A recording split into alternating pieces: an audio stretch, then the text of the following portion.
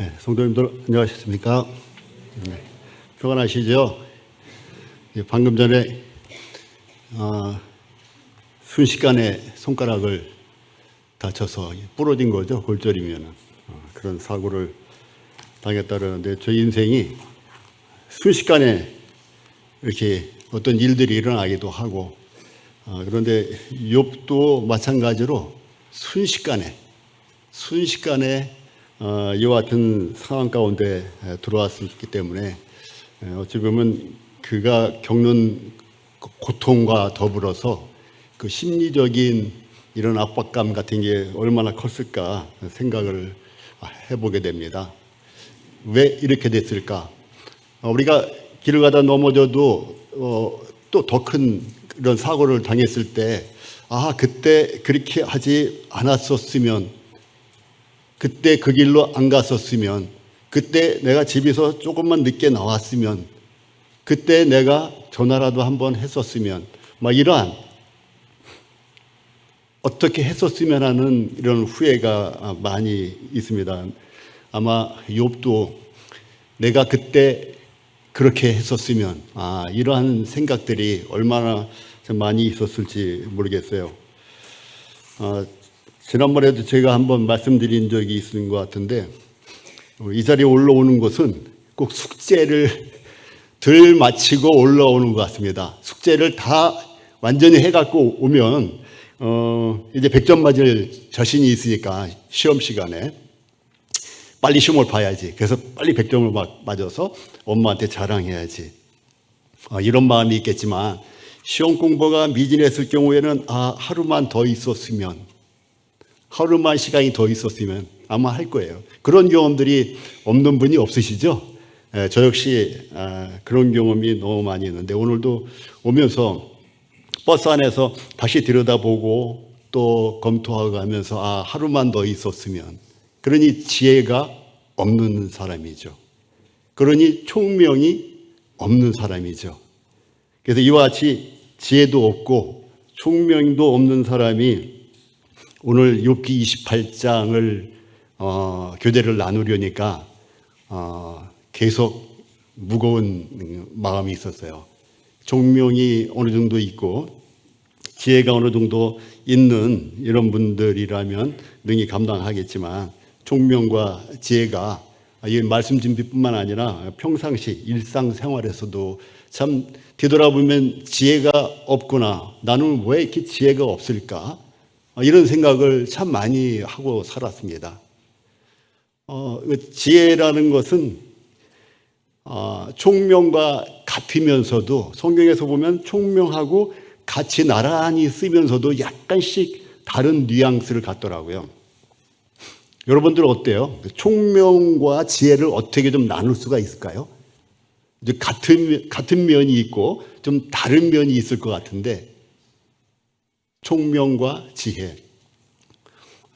이제 28장을 보면서 조금 보고, 일단 28장 1절부터 11절까지만 제가 한번 읽겠습니다. 그 다음에 나눠드린 그 쪽지가 있는데요. 쪽지는 제가 성경 공부를 하면서도 욥기가 1장부터 42장까지 있기 때문에 어디를 펴서 읽으면 내가 어디쯤 읽고 있는 거지? 이 위치가, 이 스토리의 위치가 어디쯤 될까? 이것을 가늠하지 못하고 그냥 읽게 되니까 올바른 이해를 하는데 많은 방해가 되더라고요.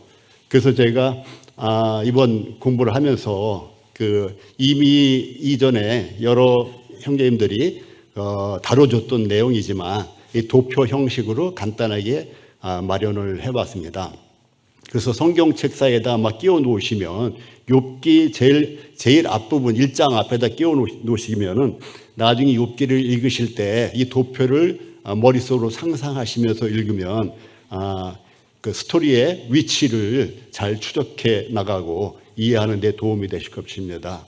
또 뒷면에는 이제 그 욥기의 배경이, 시대적 배경이 과연 어느 때쯤일까 늘 궁금하고 어렴풋한 이런 생각을 갖게 돼요. 그래서 이번에 쭉 살펴보면서 그것을 조금 정리를 한번 해본 것입니다. 여러 학자들의 의견과 또 성경에 언급되어 있는 이 내용들을 바탕으로 해서 과연 이 시대가 어느 시대쯤 될 것인가의 추정치입니다. 추정치이기 때문에 그것을 좀 보실 것이고요. 일단 1절부터 28장 1절부터 10절 11절까지 이 구절을 함께 읽으면 집중을 잘 못하시게 될 거예요. 읽는데 바쁘셔서. 그래서 제가 일단 천천히 읽겠습니다. 천천히 읽을 테니까 28장 1절부터 11절까지 그렇게 어려운 내용은 아닙니다. 또 이것이 이제 주된 요지도 아니고, 그러니까 어떻게 보면 백그라운드라 생각하시고 들으시면 되겠습니다. 28장 1절. 은이 나는 곳이 있고 금을 재련하는 곳이 있으며 철은 흙에서 나고 흙에서 캐내고, 제가 이제 개역 성경을 갖고 있기 때문에 개역 개정을 제가 프린트해 왔어요. 개역 개정이 조금 더 쉽게 풀어 쓴 것 같아서. 3절입니다. 사람은 어둠을 뚫고 모든 것을 끝까지 탐지하여 어둠과 죽음의 그늘에 있는 광석도 탐지하되 그는 사람이 사는 곳에서 멀리 떠나 갱도를 깊이 뚫고 발길이 닿지 않는 곳, 사람이 없는 곳에 매달려 흔들리느니라. 음식은 땅으로부터 나오나 그 밑은 불처럼 변하였도다. 그 돌은 총옥이 있고 사금도 있으며 그 길은 솔개도 알지 못하고 매의 눈도 보지 못하며 용맹스러운 짐승도 밟지 못하였고 사나운 사자도 그리로 지나가지 못하였느니라. 9절. 사람이 굳은 바위에 손을 대고 산을 뿌리까지 뒤엎으며 반석에 수로를 터서 각종 보물을 눈으로 발견하고 누수를 막아 스며나가지 않게 하고 감추어져 있던 것을 밝은 대로 끌어내느니라. 다 함께 읽으셨죠? 자, 이 내용이 무슨 내용인지 그림이 그려집니까? 혹시 그림이 잘 그려지시는 분 계세요? 한번 손 한번 들어보실 수 있을까요? 혹시 그림이, 이 장면이, 예를 들어 우리가 영화나 무엇을 봤다면, 이 장면이 무엇일 거라는 것이 빨리 추측이 되는 그런 분 혹시 계세요? 네, 손을 드신 분이 일단은 들고 싶어도 안 되신 분도 있겠지만, 일단 손 드신 분이 아무도 안 계십니다. 이 시대가 오늘날에는 장비가 좋아서 이러한 광물을 캐는 일들이 굉장히 정교하고 숙련되고 그 다음에 효율적이지만 불과 몇백 년 전만 해도 주로 삽이나 곡괭이로 광물을 채취했을 겁니다. 그런데 그 몇백 년 전에 했던 그것들이 이 당시하고 크게 다르지는 않은 것 같아요. 물론 몇십 년 전, 한 100년 전에는 철로도 지하에 놓고 해서 철길로 광물들을 운반해 나오고 하겠지만 그 전 수백 년, 1000년 전에는 그러지 못했을 겁니다. 그래서 이 장면을 보게 되면 굴을 파는 장면이에요. 근데 그 굴을 이제 옆으로 파들어가는 이런 장면이 아니고 어떤 장면 같아요? 분명히 광석을 캐내기 위해서 굴을 파야 되는데 근래에는 옆으로 파든지 45도로 파든지 이렇게 파내려가는 이런 그림들을 저희들이 뉴스에서도 보기도 하고 했는데 이 당시에 이 광물을 캐내는 이 장면은 어떤 장면 같아요? 수직으로 파내려가는 것입니다. 수직으로 파내려가다 보니까 먼저 어제까지 파내고 그 다음 날에 다른 사람이 또 들어가겠죠. 또 그 다음 날에는 다른 사람이 들어가고 이렇게 계속 들어가다 보면 수직 갱도가 점점 깊어지게 되겠죠. 그럼 항상 수직이라고 해서 맨 밑바닥만 파는 것이 아니라 이 광석이 밑바닥에만 있는 게 아니잖아요. 이 수직 갱도의 좌우 사방에 눈을 돌면 거기에 광물이 있잖아요. 수직갱도에서. 그러니까 줄로 광부를 매달아 내리고 그 매달려 내린 광부가 대롱대롱 매달린 채로 주변의 광물들을 캐내는 장면입니다. 그리고 그걸 다 캐면 조금 더 밑에 내려가고 또 조금 더 밑에 내려가고 그러다 보면 나중에 이제 수직갱도가 점점 넓어지겠죠. 왜냐하면 그 일대가 다 광석이 있는 것이기 때문에. 어쨌든 이와 같이 매달려 3절, 4절 끝에 보게 되면 사람이 없는 곳에 매달려 흔들리느니라. 사람이 없어요. 광부 외에는 아무도 없어요. 발길이 닿지 않는 곳이라고 그랬어요. 그리고 5절에 보게 되면 음식은 땅에서부터 나오나 그 밑은 불처럼 변하였도다. 이게 이제 개역 성경에는 지면은 식물을 내나 지하는 불로 뒤집는 것 같고, 지하는 불로 뒤집는 것 같고. 그래서 이 장면만 보게 되면 지면은 평온하게 식물을 낼 수 있는 이 좋은 옥토이지만 지하는 용암이 뒤끓는 것 같다고 이렇게 이제 해석하시는 분들이 많아요. 근데 제가 다비역 성경을 보니까 이 불로 밝히는 것, 그래서 땅 밑에 어둡기 때문에 불로 밝히는 것 같고, 그래서 어두운 그 굴을 횃불이나 당시에 이런 불로 밝히는 것 같고, 이렇게 이제 해석을 할 수 있는 것 같더라고요. 그래서 어쨌든 땅 위와 땅 밑은 이와 같이 다른데 6절 보게 되면 돌에는 총옥이 있고 사금도 있으며, 그런데 그 길은 솔개도 알지 못한다고 합니다. 솔개는 시력이 어때요? 굉장히 좋죠. 그리고 용맹하죠. 그럼 매도 마찬가지입니다. 그 매의 눈도 보지 못하고 이와 같이 시력이 좋은 새들도 찾지를 못하는 게 이 보석 광물이란 이런 얘기를 하시는 거예요. 그 다음에 용맹스러운 짐승도 힘이 있고 용맹스러워도 그조차도 이 광물을 찾아낼 수가 없다는 것이죠. 그 다음에 사나운 사자도 그리로 지나가지 못하느니라. 발길이 닿지 않는 그곳을 사람이, 여기서 이 사람은 그 에노시라고 해서 그 같은 히브리어라 하더라도 아담이라는 단어를 쓰일 때가 있고 에노시라는 단어를 쓰일 때가 있는데, 이 에노시라는 단어를 쓰일 때는 죽을 수밖에 없는 운명을 강조할 때 쓴다고 합니다. 그래서 이와 같이 사람이 짐승이나 새도 찾지 못하는 것을 찾아 들어가는 이런 장면을 얘기하는 거예요. 왜 이런 얘기를 할까요? 10절로 보게 되면 반석의 수로를 터서 각종 보물을 눈으로 발견하고, 새도 그렇게 시력이 좋은 몇 킬로에 있는 그 벌레까지도 볼 수 있다는 이 새들도 발견하지 못하고 용맹스러운 짐승들도 가지 못하는 그곳을 이 에노시라는 사람이, 죽을 수밖에 없는 운명의 인간이 찾아 들어가서 발견하고 밝은 대로 끌어낸다는 것입니다. 이 얘기를 왜 여기서 서두에 이렇게 끄집어냈을까요? 보물을 찾기 위해서 가진 노력을 다하는 인간이 지혜와 총명을 얻기 위해서는 무엇을 하는가? 이런 얘기를 하기 위해서 이와 같은 서두가 서론이 들어가는 것입니다. 나눠드린 그 표를 한번 보실까요? 나눠드린 표를 보시게 되면 전에 이미 다뤄졌던 내용인데 제가 한번 쭉 훑고 나가는 것이 좀 이해가 빠르실 것 같아서 보겠습니다. 욥기의 문체는 일단 두 가지로 되어 있다고 그래요. 이제 히브리어로 보게 되면 그렇겠죠. 우리 번역을 해도 그와 같은 맛이 납니다.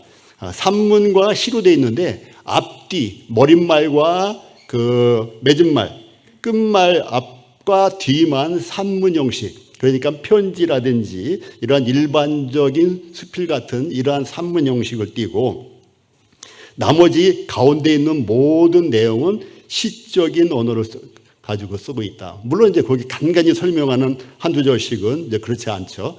그런데 이제 시는 시인데 극시라고 그래요. 극을 이룰 수 있는, 극을 만들 수 있는 그러한 극의 요소가 있는 시와 같은 형체로 되어 있는 굉장히 문학적인, 어떤 학자들은 이보다 더 문학적인 성경은 없을 것이다 라고 할 정도로 굉장히 정교하고 문학적인 이러한 구조로 되어 있습니다. 그러니까 욥기의 구성은 일단 머릿말이 되어 있는 걸 말씀드렸고, 그 맺는 말, 맨 마지막에 맺는 말 되어 있죠. 나머지 가운데가 전부 시 문체로 쓰여진 것인데, 크게는 1차, 2차, 3차 친구들이 욥을 송사한다고 그럴까요? 참소한다고 그럴까요? 욥을 계속 곤란하게 만드는 장면들이 1차, 2차, 3차가 나오는데, 1차에서는 엘리바스, 빌닷, 소발이 차례대로 욥을 공략합니다. 그래서 욥이 차례대로 거기에 대한 방어를 하는 거예요. 그 다음에 2차로 엘리바스, 빌닷, 소발이 또 송사를 해요. 그래서 여기에 쓰여진 많은 언어가 법정에서 쓰일 수 있는 법정 언어가 많다고 합니다. 그러니까 법적으로는 송사하는 이런 형태를 띠는 것이죠. 그런데 3차에서는 엘리바스와 빌닷까지만 얘기하고 소발이 얘기가 없어요. 그런데 빌닷 얘기도 6절밖에 없어요. 그러니까 앞에서 친구들과 계속 변론을 하다가 마치 미천이 떨어져서 더 이상 공격할 공격거리가 없는 것처럼 빌닷이 6절 정도의 말만 하고 슬그머니 사라지는데, 그 6절에 있는 내용도 앞에서 언급한 것들의 대체적인 반복된 내용이라 이거죠. 그리고 소발은 아예 아무 얘기도 없고, 그런데 빌닷이 6절에 불과한 짧은 얘기를 했는데 욥은 6장에 걸친 장장 긴 그 변론을 하게 됩니다. 얼마나 그 마음이 억울한 게 많고 그랬던지. 그런데 이 빌닷이 6절만 하고 만 것이 아마도 세 친구가 아닌 또 다른 사람 엘리후의 그 송사를 촉발하는 계기가 되었는지도 모르겠어요.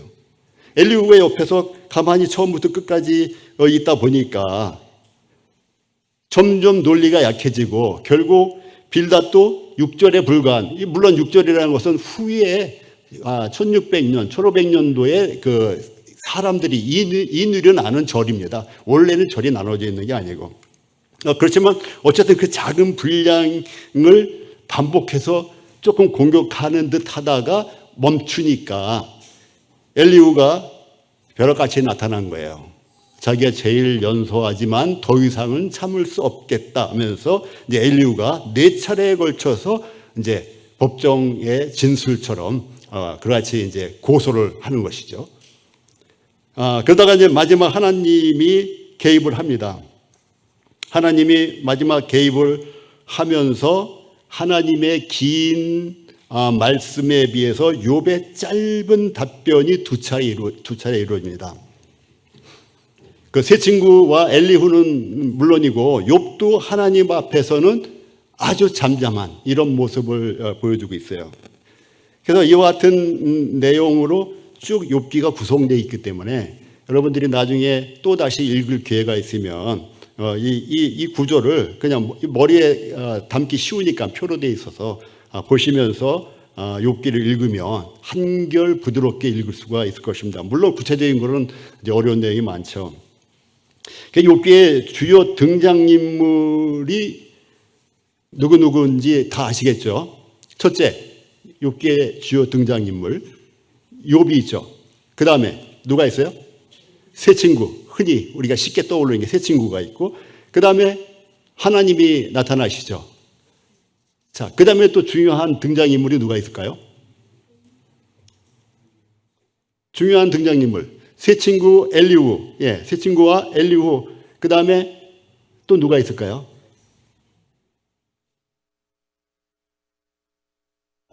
네, 사단. 굉장히 중요한 그 사단을 지금 언급하신 거는 상당히 잘 언급하신 거예요. 사단을 간과할 수가 있어요. 왜? 앞에서 잠깐 몇 절 나왔다가 사라지는 것 같은 게 사단이거든요. 그래서 사단을 간과할 수 있는데 이 욥기 전반적으로 사단이 흐르고 있어요. 어디까지? 욥기 37장 하나님이 나타나시기 전까지 계속 사단이 흐르고 있어요. 흘러. 그런데 어디서 흐르느냐? 보이지 않는 곳에서 백그라운드에서 흐르고 있단 말이죠. 그 백그라운드에서 사단이 흐르고 있는 그것을 세 친구가 알았을까요? 몰랐던 것이죠. 엘리후는 알았을까요? 몰랐던 것이죠. 그러면 욥은 알았을까요? 몰랐던 것이죠. 아마 이 책을 욥의 말한 대로 나의 말이 곧 기록되었으면 이렇게 한탄하잖아요. 이 책에 쓰여졌으면 하는 게 욥의 희망이었어요. 너무 아프고 이것은 몸과 마음을 다 말하는 거예요. 몸이 아프고 그 다음에 마음이 또 아프죠. 너무 억울하니까. 그러니까 사실 그 옛날에 임금님기는 당나귀기라 저는 이거 자주 인용을 하는데 마음에 담고 있을 수가 없어요. 너무 억울한 일이 있어. 근데 말은 할 수가 없어. 또는 자기만이 알고 있는 비밀이 있는데 이걸 비밀을 말하면 안 돼. 그럴 때 그 답답한 심정 때문에 대나무 숲에 가서 임금님기가 당나귀기라는 것을 하소연하고 거기서 소리치지 않으면 이 사람이 미칠 뻔한 거 아니에요. 그래서 임금님기는 당나귀기라고 대나무 숲에서라도 외치고 싶은 것인데 또 우리가 글을 쓰는 이유가 뭡니까? 가끔 끄적끄적해서 우리가 흔히 청춘들이 고뇌를 낙서한다 하면서 낙서를 쓰잖아요. 여러분들은 경험 있는 분 많을 거예요. 그럴 때는 즐거울 때 글을 쓰게 되나요? 대개는 고통스러운 마음을 가지고 있을 때 밤늦게까지 글을 쓰고 그 다음날 찢어버리고 이렇게 반복되는 것입니다. 아마도 누군가 더 친한 친구가 있고 누군가 내 마음을 알아줄 사람이 있다고 한다면 그 사람은 행복자고 그 사람은 밤중에 글을 향해서 편지를 쓰고 다음날 우체국으로 갔겠지요. 요즘 같으면 이제 카톡으로 자기의 아픈 심정을 보냈을 것입니다. 그 아픈 심정을 그 말을 하고 어떤 일이 해결되거나 어떤 것으로 인해서 위로를 받거나 하지 않더라도 글을 쓴 것만으로도 그는 많은 위로를 받을 거예요. 내 이 마음을 누군가는 알고 있다. 내가 말을 했기 때문에 내가 편지를 썼기 때문에 이 마음을 알고 있는 사람이 있다. 거기서 위안을 받는 거예요. 어떤 해결책을 받지 않는다 할지라도.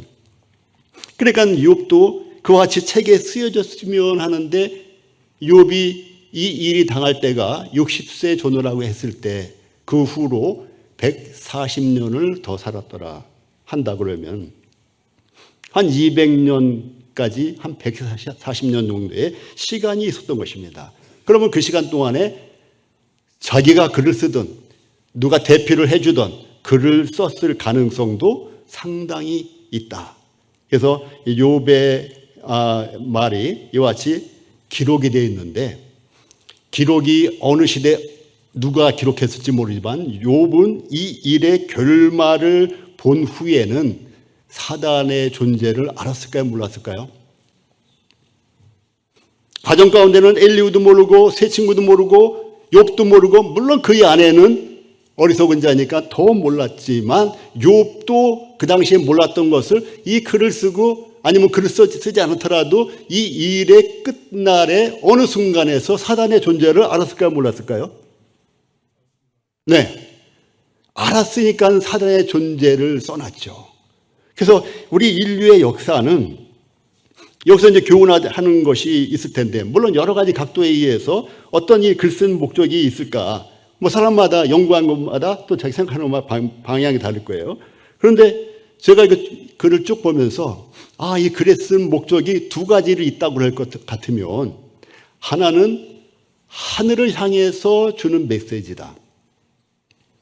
하나는 땅을 향해서 주는 메시지일 것 같다.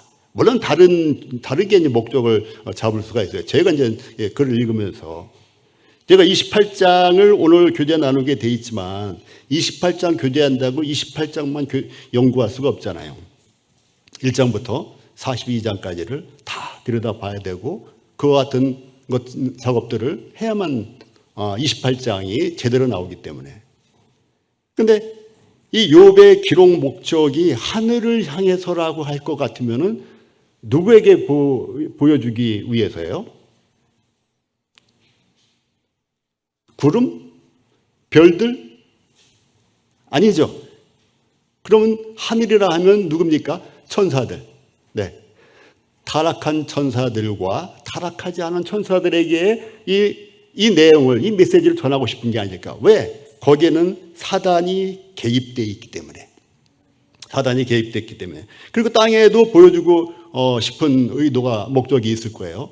그래서 우리 인류의 역사는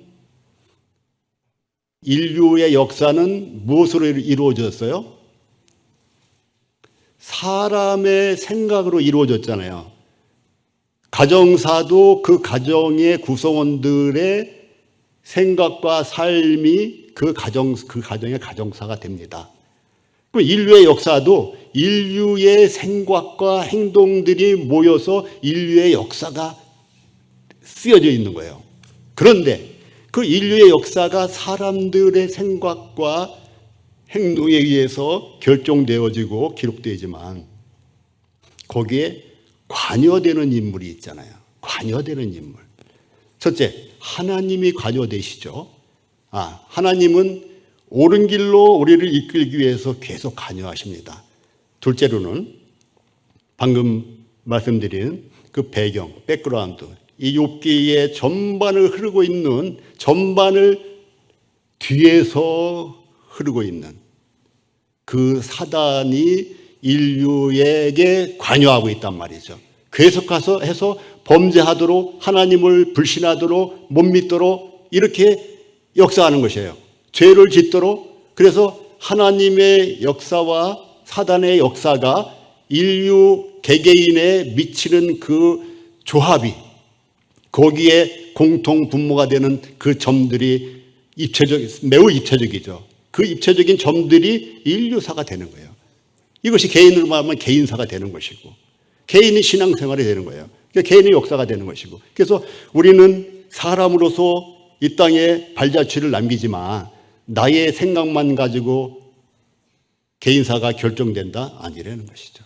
하나님 우리에게 옳은 길로 인도하기 위해서 계속 이끌어 가시는 가운데 그런 길로 빠뜨리기 위해서 사단이 계속 개입해 가는 것입니다. 이것은 창세기 3장 뱀으로부터 시도가 된 거잖아요. 사단이 누구를 통해 왔습니까? 예수 그리스도는 누구를 통해 왔어요? 예수 그리스도는 사람의 모습으로 사람으로 오셨죠. 근데 사단은 이때 뱀의 모습으로 나타난 거예요. 주님은 성육신 하셨지만 사단은 뱀의 몸으로 화해서 나타난 것입니다. 그래서 뱀을 통해서 하와를 미혹한 거죠. 유혹한 거죠. 그때 하와가 그 유혹에 넘어감으로 말미암아 어떤 결과가 됐어요? 우리에게 죽음이 왔잖아요. 그리고 땅은 가시나무와 엉겅퀴를 내도록 되어 있고 모든 우주까지도 다 그 범죄와 연루되어 있기 때문에 앞으로 주님과 온 우주가 화평할 일이 남아 있는 것입니다. 그래서 이 창세기 3장에 나타난 이 사단은 계시록 20장까지, 창세기 1, 2장을 빼고 3장에 나타난 사단은 계시록 21장 두 장을 빼고 그 전에 나타나서 마지막 곡과 마곡의 전쟁을 일으켜서 하나님을 대적하고, 이것은 사람을 대적하는 게 아니에요. 사람을 대적하는 모습을 취하고 있지만 하나님을 대적하고 이제 마지막 불못에 던지움으로 이 사단의 운명은 이제 끝나는 것입니다. 여기 욥이 이와 같은 시련을 겪었는데 요셉도 또 예수님도 매우 유사한 그 시련과 시험을 받아오는 걸 보게 됩니다. 여기 이제 어떻게 해서 이 사단이 그 1장에만 있지 않고 또 2장에만 있지 않고 왜 전반적으로 흐르는 것인가? 이 친구들의 송사가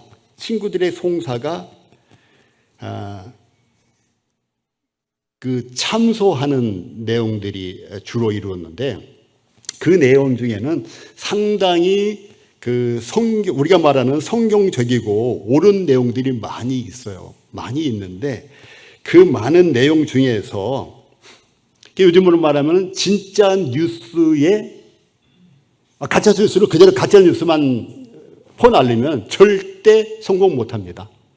그렇잖아요? 공산주의 사상도 굉장히 좋은 면이 많아요. 뭐 몇십 프로라고 얘기할 수는 없지만 굉장히 많은 프로테지로 좋은 면이 많은데, 그 가운데 나쁜 것들을 심어놓은 거예요.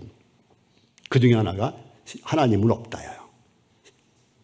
유물론주의적인 사상이에요. 그것이 공산주의의 어떤 우리 기독교인들을 봐서는 아주 폐악한 면이죠. 그런데 그들이 좋은 면을 가지고 나쁜 것을 실어 갖고 온단 말이죠. 누구를 독살할 때 독을 줘서 먹게 하면 그거 먹을 사람 아무도 없을 거예요. 그런데 맛있는 정말 진수성찬 같은 음식에다가 독을 풀어서 넣을 때, 그때 독을 포함한 음식을 먹고 죽게 되는 것입니다. 그래서 이 욥기에 나오는 이 내용들도 가만히 살펴보시게 되면 굉장히 물론 욥이 얘기하는 건 말고요, 과학적이기도 하고 굉장히 하나님에 대한 경외하는 마음을 잊기도 한 내용들이 많은데, 그 가운데 그렇지 않은 내용들이 간간히 숨어 있는데, 제가 두 가지만 얘기를 드릴게요. 욥기 4장 12절 한번 보세요. 욥기 4장 12절. 여기는 이제 엘리바스 가장 연장자라고 알려져 있는데, 가장 연장자인지 그것은 이제 확실한 것은 알지 못하겠어요. 근데 연장자로 보이는 것입니다. 여러 정황상. 근데 엘리바스가 이상 중에서 뭐라고 얘기를 해요? 4장 12절입니다.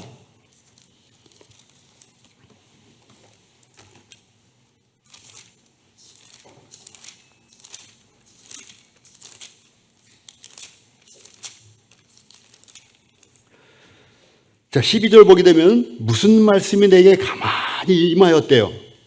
그 가는 소리가 있었대요. 그 내 귀에 들렸답니다.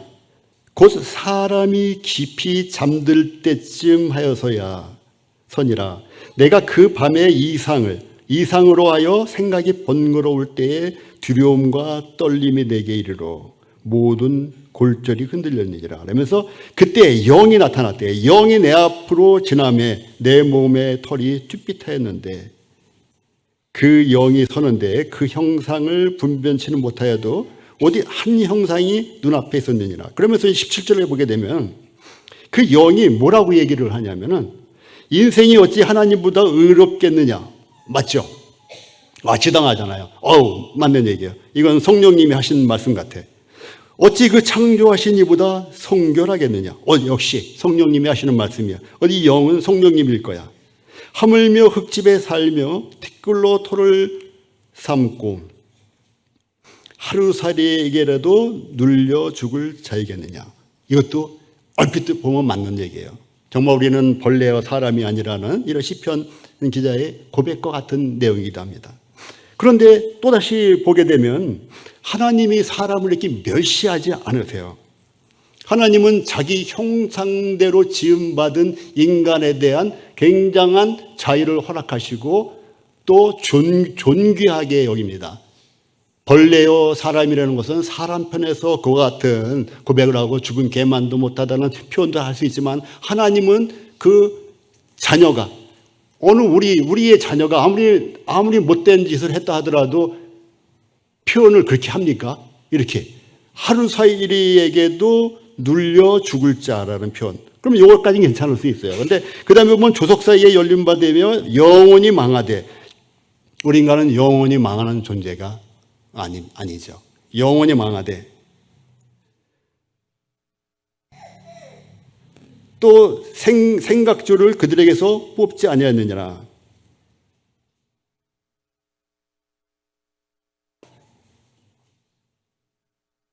네, 이와 같은 내용들을 그래서 언뜻 보면 성령님이 나타난 것으로 보일 수 있는데 이것은 악한 영이 엘리바스를 이용해서 욥을 송사하는 것이다. 그리고 이제 실제로 이제 엘리후 같은 경우는 하나님에게 직접적으로 책망받은 일이 없는데도 근데 엘리바스가 그 왜곡을 했습니다. 어떤 왜곡을 했냐면 그 악인이 사실은 악인이 그 21장 15절에 욥이 이런 얘기를 합니다. 이건 악인에 대해서 얘기하는 거예요. 악인에 대해서 악인이 말하기를 전능자가 누구에게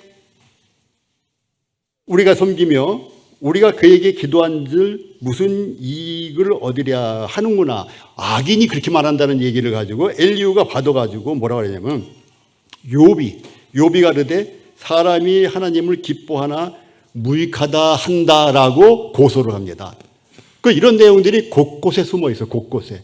마치 숨은 그림 찾기처럼 우리가 소풍 갔을 때 보물 찾기 하는 것처럼 곳곳에 숨어 있는 것이에요. 그런데 욥기 1장 8절을 보게 되면은 이런 말이 나와요. 오늘 말씀하고 이제 연결되는 건데 여호와께서 사단에게 이르시되 하면서 온전하고 정직하여 하나님을 경외하여 악에서 떠난 자는 세상에 없느니라. 온전하고 정직하여 하나님을 경외하며 악에서 떠난 자는 이 욥 말고는 없느니라라고 하나님이 선언을 하십니다. 자, 이런 자에게 이와 같은 큰 시련은 누가 준 것인가요? 이 욥을 친 건 누가 쳤어요? 하나님이 쳤어요.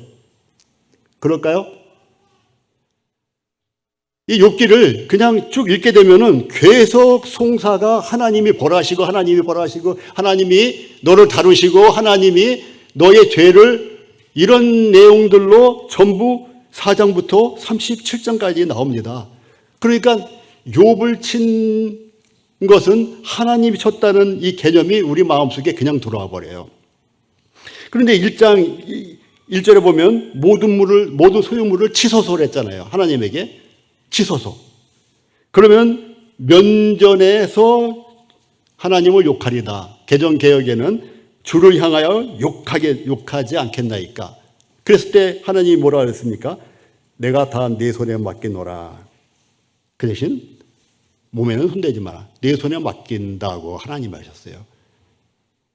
욥을 치라고 사단이 얘기했을 때 하나님이 그래 내가 쳐볼게라고 하신 게 아니고 내 손에 맡기노라. 그럼 첫 번째 통과가 되니까 두 번째에도 그 뼈와 살을 씻어서 그러면 욕하지 아니하겠습니까? 그랬을 때도 하나님은 그를 내 손에 맡기노라. 다만 그 생명은 손대지 말라. 결국 하나님이 욥을 치신 게 아니에요. 사단이 욥을 치는 것을 허락하신 것입니다. 자, 그러니까 이 하나님을 경외하며 악에서 떠난 자는 세상에 없느니라 하면서 욥을 칭찬했던 거예요. 이 욥을 칭찬한 것이 1장 8절에 나타나는데 이 1장 8절에 이 말씀이 왜 나타날까? 이 말씀이 우리가 흔히 말하는 씨앗이 되는 것이에요. 이 욥기의 씨앗이 되는 거예요. 이 씨앗을 여기에 심어놓고 그다음에 오늘 28장에서 그 씨앗이 싹을 트고 꽃이 피고 열매가 나는 것입니다. 28절에 보게 되면 뭐라고 나와 있습니까? 또 사람에게 말씀하셨도다. 보라, 주를 경외함이 지혜요 악을 떠남이 명철이니라.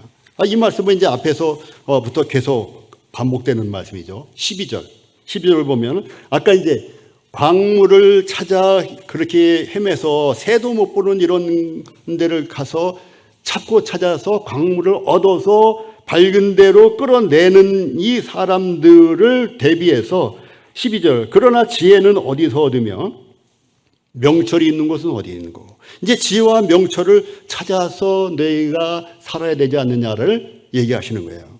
근데 자문에 보니까 이런 말씀이 있어요. 은을 구하는 것 같이 그것을 구하며 감추인 보배를 찾는 것 같이 그것을 찾으면 여호와 경외하기를 깨달으며 하나님을 알게 되나니 대저 여호와는 지혜를 주시며 지식과 명철을 그 입에서 내십니다. 그래서 은을 구하는 것처럼 구하고 감추인 보배를 찾는 것 같이 찾으라는 메시지입니다. 이 앞에서 1절부터 11절까지 이와 같은 광물을 어렵게 그 사람도 살지 않는 곳에 불도 들어오지 않는 곳에 불을 비춰야만 그 주변이 밝아지는 그곳에 가서 보석을 찾아오는 너는 지혜는 어디서 얻을 것이며 명철은 어디서 얻을 것이냐. 그런데 13절에 보게 되면 그 길을 사람이 알지 못한다 그랬어요. 사람 사는 땅에는 찾을 수가 없구나. 그러면서 어떻게까지 찾을 수 없냐? 깊은 물 속에 가도 못 찾는 거예요. 내 속에 있지 아니하다 이런데요. 또 바다도 그렇게 얘기한대요. 나와 함께 있지 아니하다. 지식과 지혜와 명철은 나와 같이 있지 않아 라고 말을 하고 있는 거예요. 거기서도 찾을 수 없다는 것이죠. 순금으로도 바꿀 수 없고 은을 달아도 그 값을 당하지 못하리니 오빌의 금이나 귀한 청옥수나 남보석으로도 그 값을 당하지 못할게요. 그래서 지혜와 명철은 이와 같이 순금이나 오빌의 금이나 청옥수나 남보석, 황금, 수정, 정금, 장식품으로도 바꿀 수 없는 게 지혜와 명철이라는 것입니다. 그런데 이와 같은 지혜와 명철은 이제 앞으로 이제 배우시게 되겠지만은 38장에 보면 가슴 속의 지혜는 누가 주는 것이냐? 하나님이 나타나셨을 때 이와 같은 말씀을 하세요. 가슴 속의 지혜는 누가 준 것이냐? 마음 속의 총명은 누가 준 것이냐? 그러면서 타조의 어리석음에 대해서 타조에게는 그와 같은 지혜와 총명을 주지 아니하였기 때문에 타조가 알을 모래속에 난 것까지는 잘했는데 누군가 지나다니면서 밟고 깨트릴지도 모르는 그 타조알을 보호하지 않고 떠나버리느니라 내버려두느니라. 이것은 타조에게 그와 같은 지혜와 총명을 하나님이 주지 않으셨다는 거예요. 그런가 하면 미물인 벌레들도 새끼를 까놓고 새끼를 양육하는 먹이고 하는 것들이 있고 동물들도 마찬가지예요. 바닷짐승들도 마찬가지예요. 그런 것들을 우리는 이제 유튜브를 통해서 많이 보게 되는데 그와 같은 것이 왜 그런 것이냐? 타조에게는 주지 아니한 것을 하나님이 그들에게는 지혜와 총명을 주신 거예요. 문어는 알을 까고 끝까지 품고 있다가 결국 자기는 죽음을 맞이할 때까지 문어가 새끼의 알을 다 품고 있다고 하는 것을 제가 유튜브로 봤어요. 그와 같은 것은 하나님이 지혜와 총명을 주신 거예요. 그렇기 때문에 그 같은 일이 있는 것이에요. 그러니까 모든 곤충, 동물, 사람이 자식을 사랑하는 거 본능적으로 이와 같은 것은 하나님이 우리를 지으실 때 그와 같은 것을 주셨기 때문이다. 그런 얘기입니다. 20절을 보게 되면 다시 또 지혜와 명철이 나와요. 그런데 지혜는 어디서 오며 명철이 머무는 것은 어디인고? 두 번째 질문이에요. 두 번째 질문. 21절 모든 생물의 눈에 숨겨졌고 공중의 새에게 가려졌으며 멸망과 사망도 이르기를 우리가 그 지혜와 총명이 있다는 그 소문은 들었는데 모르겠네. 누가 그런다고요? 멸망과 사망도 그렇게 얘기한대요. 거기에도 지혜와 총명은 없다는 거예요.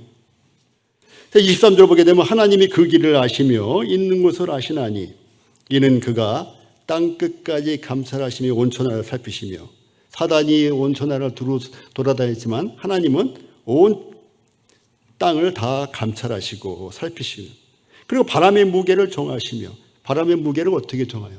우리는 바람의 무게를 달 수가 없어요. 근데 하나님은 바람의 무게를 정하신답니다. 아무리 좋은 저울도 바람의 무게를 간접적으로는 달 수가 있지만 달 수가 없죠. 또 비 내리는 법칙을 정하고 비구름의 길과 우레의 법칙을 만드셨습니다. 그때 그가 보시고 선포하시며 굳게 세우시며 담음과였고 또 사람에게 말씀하셨도다. 보라 주를 경외함이 지혜요. 이것은 적극적인 의미의 말입니다. 주를 경외하는 것, 적극적인 것이고 소극적인 건 뭐예요? 악에서 떠나는 것. 우리가 범죄하지 않는 것은 소극적인 정의예요. 소극적인 의라고요. 그런데 하나님을 경외하는 것은 보다 적극적인 의입니다. 그래서 주를 경외함이 지혜요 악을 떠남이 명철이니라. 이 욥기를 보게 되면 창세기에 나와 있는 많은 비밀스러운 일들이 더 구체적으로 나와 있는 게 많이 있어요. 어떻게 보면 그 천지창조, 우주를 창조하는 또 지구에서 일어난 여러 현상들이 창세기보다 더 풍부하게 드러나 있습니다. 그래서 아마도 기록물로 보게 되면 욥기가 가장 먼저 기록되어 있고 가장 오래된 기록물이 아닌가라는 생각도 하고 있어요. 물론 이제 시대를 보게 되면 창세기 1장 1절이 더 앞서지만 그것은 그 책에 나오는 내용이지 그 책이 기록된 것은 아마도 훨씬 앞이었을 것이다. 그래서 제가 그 프린트해드린 거 뒷장에 보게 되면 욥기의 시대적 배경이 나옵니다. 모세오경은 모세가 썼던, 물론 모세가 100% 쓸 수가 없죠. 뒤에 모세가 죽은 후의 일들이 나오기 때문에. 아니면 그 후에 모두 모세 이후에 후손들이 썼다 할지라도 결국은 율법 시대 이후에 기록된 것이 창세기, 출애굽기, 레위기 이런 쭉 책들이란 말이죠. 그것이 몇 년이에요? 그런데 이 욥기는 아브라함과 같은 족장 시대로 많은 내용들이 추정이 됩니다. 그것은 성경이 증언하고 있어요. 욥기의 성경 본문이 증언하고 있어요.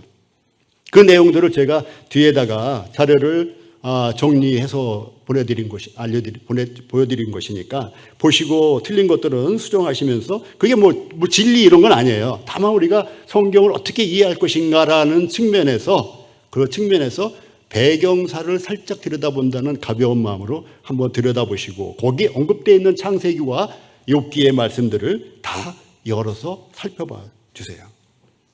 그래서 이게 잠언의 이 욥기를 보게 되면 창세기와 유사한 내용들이 많이 있는가 하면 또한 또 다른 책 중에서는 어느 책과 유사한 내용이 많이 있어요? 잠언과 매우 유사한 내용들이 많이 있습니다. 여기 지혜와 명철뿐만 아니라 다른 내용들은 그런데 주로 지혜와 명철에 대해서 잠언의 내용들과 상당히 많이 있어요. 욥의 친구들은 욥에게 너는 하나님을 경외하지 않았다라고 송사를 합니다. 그런데 욥은 뭐라고 반응을 합니까? 나는 하나님을 경외했다고 계속 외쳐요. 그리고 여기 이제 아직 29장이지만 다음 주에 이제 뭐 다뤄지겠죠. 29장에 보면 욥이 하나님을 적극적인 측면에서 경외한다는 이런 메시지들을 거기다 막 내기 시작합니다. 자기 얼마나 하나님과 가까이 친밀하게 지냈으며 또 하나님을 생각하면서 얼마나 자기가 사람들과 친밀하게 지내고 그들을 배려했는가라는 기록을 29장에서 변론하고 있어요. 이것은 이제 적극적인 측면에서 하나님을 경외하지 않았다라는 욥의 친구들의 말에 대한 반박입니다. 하나님을 경외하지 않았다라는 얘기는 다시 말하면 뭐예요? 지혜가 없다. 그 얘기잖아요. 거기에 대한 반론으로 나는 지혜가 있었어라는 간접적인 방어를 하는 거예요. 그 다음에 소극적인 의미에서 악에서 떠나지 않았다. 너는 악하게 했다. 누구를 괴롭혔다. 뭐 했다. 이런 내용들을 욥의 친구들을 계속해서 하나님의 말씀과 유사한 내용과 섞어서 공격을 합니다. 송사를 해요. 그런데 거기에 대한 반응으로 31장에서 나는 악에서 떠났다. 나는 악에서 떠났다. 떠났는데 어떻게 떠났냐? 잠깐만 한번 보실래요? 얼마나 욥이 마음이 고통스러웠는지. 자, 31장 읽을 건 아니고요. 31장 1절부터 보게 되면 내가 내 눈과 언약을 세웠나니 어찌 처녀에게 주목하랴. 처녀를 쳐다보지도 않았다 이런 얘기예요. 그러면서 쭉 나오는 게 5절 언제 나의 행위가 하였으며 언제 내가 그랬냐 이거예요. 그 다음 7절 언제 내 걸음이 길에서 떠났던가. 또 9절 언제 내 마음이 여인에게 유혹되었던가. 또 16절 내가 언제. 또 19절 내가 언제. 24절 내가 언제. 26절 언제.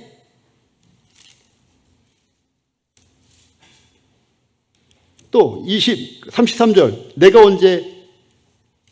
38절 언제 내 토지가 부르짖어 나를 책망하며 그랬던가. 그래서 내가 언제 그랬냐를 계속해서 소극적인 의미에서 죄에서 떠나지 않았다. 너는 죄에서 떠나지 않았다라고 하는 것, 다시 말하면 너에겐 총명이 없다, 너에겐 총명이 없다라고 얘기하는 거기에 대한 방어를 31장에서 하고 있는 거예요. 욥이.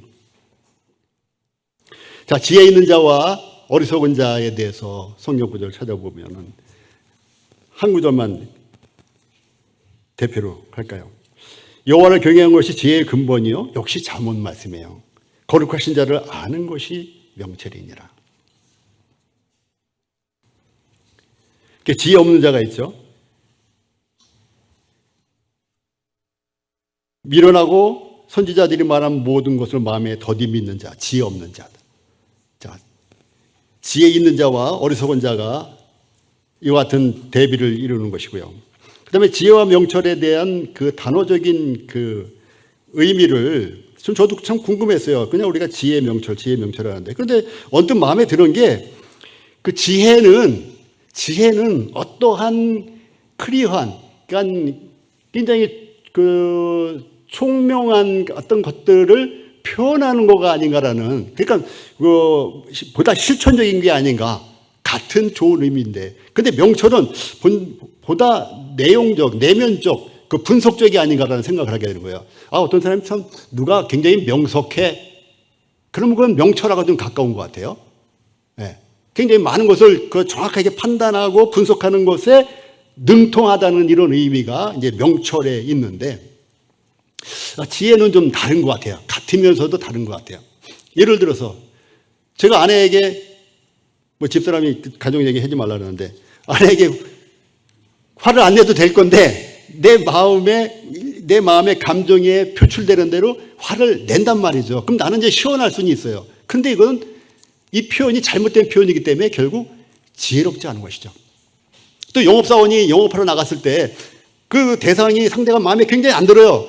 근데 지혜로운 사람은 마음에 안 드는데도 불구하고 그를 칭찬할 게 하나도 없는데도 칭찬한다든지 하면서 물건을 판다든지 할 수가 있죠. 이 지혜로운 사람이라고 하는 거예요. 그래서 이것이 이 내면적인 것보다는 실천적인 것 쪽이 지혜가 아닐까. 근데 명철은 그와 같은 상황을 판단하는 거예요.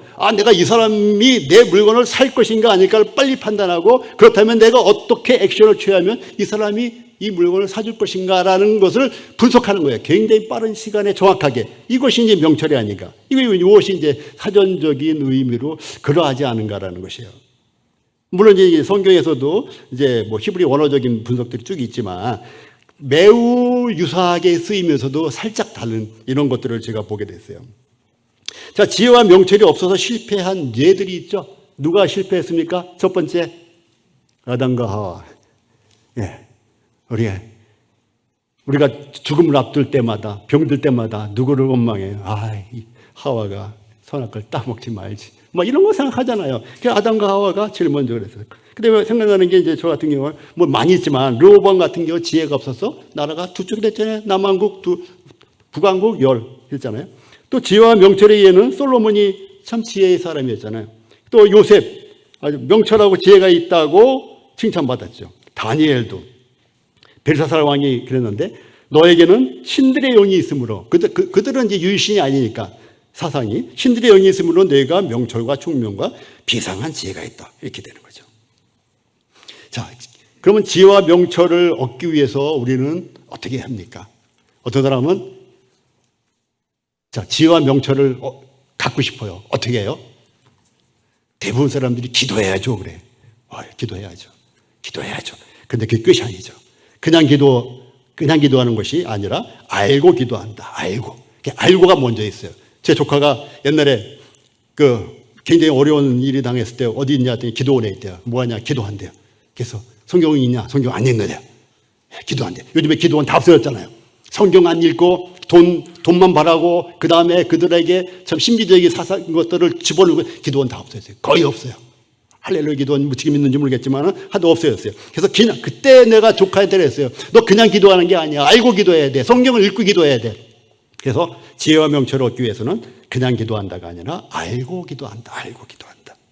왜 그러냐면 여호와께서 저희에게 요구한 것을 70편 말씀이잖아요. 주셨을지라도 그 영혼이 파리하게 된다 이거예요. 그는 알지 못하고 기도했기 때문에 그와 같은 일이 있는 거예요. 알지 못하고 행했기 때문에 많은 시간을 허비하기도 하고 알지 못하고 기도했기 때문에 올바른 것을 얻을 수가 없는 것이죠. 자, 지혜와 명철을 위해서 하나님 말씀을 잘 알아가야 되는 것이죠. 자, 왜 그러냐면은 지혜 있는 자는 듣고 학식이 더할 것이요, 이런 말씀이 있고, 여호와는 지혜를 주시며 지식과 명철을, 이런 말이 나와요. 또 지혜 있는 자는 듣고 학식이 더할 것이라고 했는데, 또 지혜로운 자의 귀는 지식을 구하느니라. 그 지식이 같이 나와요. 그 지혜와 총명이 나오는 데에는 지식이 자주 따라져 나옵니다. 성경 구절을 찾다 보면은, 이것은 뭐 제가 일부러 한 것이 아니라 성경 구절에 그렇게 되어 있는 것을 제가 보는 거예요. 또 명철한 자는 지식을 얻기가 쉬우니라. 여호와를 경외하는 지혜의 근본이요, 거룩하신 자를 아는 것이 명철이니라. 아는 것이 명철이래요. 그러니까 기도할 때도 알고 기도하라는 얘기예요. 알기 위해서는 무엇을 해야 돼요? 성경을 읽어야죠. 성경을 읽는데 혼자서 읽기가 어렵잖아요. 그래서 함께 성경 공부를 하는 거예요. 근데 함께 성경 공부를 해도 어려워요. 그래서 성경 사전이 필요한 것이고, 성구 사전이 필요한 것이고, 그 다음에 낱말 사전도 필요한 것입니다. 관주 성경도 필요하시고. 윌리엄 맥도날드 형제님이 4단계 훈련 그 세컨드, 서드 판이죠. 그 두 번째가 아니라 세 번째 판에서 뭐라고 서두에 글을 썼냐면, 나는 내가 한 말이 하나도 없다. 이거 가장된 말이죠. 내가 한 말이 없다는 거예요. 다 존 웨스 답이라든지 뉴턴이라든지 뭐 기라성 같은 많은 선배들이 한 얘기들을 공부해서 자기가 책을 썼다는 얘기예요. 그러니까 윌리엄 맥도날드 형제님이 관주를 무시하지 말아라. 주석을 무시하지 말아라. 뭐 할 때? 성경 공부할 때. 네 마음대로 성경을 해석하지 말아라. 이런 얘기예요. 왜? 이단에 빠지기 쉽기 때문에. 그래서 이와 같은 하나님 말씀을 잘 알지 못하면 어떤 일이 일어납니까? 먹지 말라 정령 죽으리라던 그 정령 죽으리라는 것이 희석이 되어버려요. 정말 그가 먹지도 말고 만지도 말라고 했더냐 했을 때 진짜와 가짜가 교묘하게 섞여서 훅 들어왔을 때 내가 훅 당한단 말이죠. 그래서 그 훅 당하지 않기 위해서는 명확하게 알 필요가 있다는 것이에요. 그러니까 신명기에도 이 말씀을 너희 마음에 새기고, 또 호세아서에도 여호와를 알자, 힘써 여호와를 알자. 여호와를 알 때 그가 우리에게 임한다 이 얘기예요. 여호와를 알기 전에는 그가 내게 임하지 않는다는 얘기예요. 그리고 이제 그 신약 성경에서도 그러므로 사랑하는 자들아 너희가 이것을 미리 알았은즉 했어요. 알았은즉. 그리고 저를 아는 지식에서 자라가는 많이 듣던 얘기죠. 또 교훈을 받은 대로 믿음에 굳게 서서 감사함을 넘치게 하라. 왜 그러냐? 누가 철학과 헛된 속임수로 너희를 노략질할까 주의라는 게 노략질한다고요. 노략질한단 말이죠. 내 물건을 뺏어가려면 내가 어떻게 해요? 그거를 뭐 싸워서 피 흘리기까지 지키려고 하는 본능이 있잖아요. 그런데 내 영혼을 노략질을 당하는 것은 그렇게 반응하지 않아요. 예, 뭐 저도 마찬가지입니다. 이런 말씀이 가지고 또 얘기하는 분이 옛날에 있었어요. 제가 이제 훈련을 마치고 올라올 때 어느 분이 차를 타고 오면서 그런 얘기하는 거예요. 아무도 너희를 가르칠 필요가 없다고 요한일서에 말씀했다 이거예요. 물론 그분이 말씀하는 게 잘못됐다는 걸 그 당시에 제가 직감적으로 알고 있었지만 거기서 제가 반박을 할 수가 없었어요. 요한일서 제가 읽지 않았기 때문에. 근데 요한일서의 2장 27절에 나와 있는 말씀이 아무도 너희를 가르칠 필요가 없고 오직 그의 기름 부음이 모든 것을 너에게 가르치시며 이렇게 나와 있거든요. 그래서 배우지 말라는 얘기를 하는 거예요. 제가 이제 훈련을 갔다 오는 시간이니까 배운 시간이잖아요. 다 끝났어요. 마지막입니다. 그런데 요한일서 2장 20절에는 너희는 거룩하신 자에게서 기름 부음을 받고 모든 것을 아느니라. 이런 말씀이 앞서 있어요. 모든 것을 알고 있는 상황에서 이단의 말을 들을 필요가 없다. 이 얘기를 하는 거예요. 모든 것을 알고 있느니라. 또 너희가 알물 인하며 또 24절에는 처음부터 들은 것 이런 얘기가 나옵니다. 그래서 다 알고 있는 것이기 때문에 우리는 끊임없이 배울 필요가 있어요. 그런데 이제 예레미야서에는 그런 말이 나와요. 너는 여호와를 알라 하지 아니하리니 이런 날이 온다는 거예요. 아직은 아니에요. 이건 천년왕국 때 얘기입니다. 지금은 여호와를 알라. 힘써 여호와를 알라 시대예요. 알 필요가 없다는 그 시대는 천년왕국 시대입니다. 이상 마치겠습니다.